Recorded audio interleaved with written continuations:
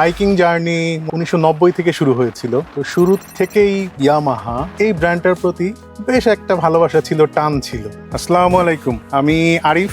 এই বাইকটা FZ25, এটা আমি 2025-এর সেপ্টেম্বরের শেষের দিকে সম্ভবত যত কিনেছিলাম। এখন পর্যন্ত প্রায় 5000 কিলোমিটার হয়ে গেছে।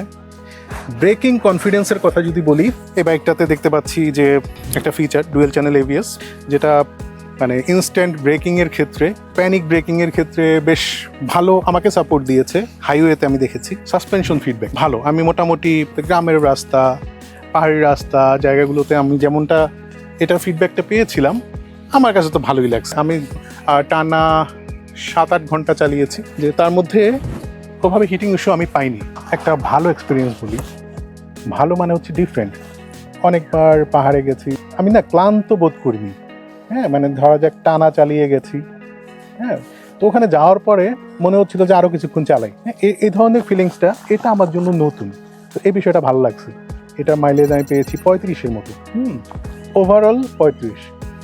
ইয়ামাহা সম্পর্কিত সবচেয়ে ভালো দিক যদি বলতে হয়, এই বাইক না যে কোনো বাইকের ক্ষেত্রে, তা হচ্ছে ওদের service. You will feel like a king.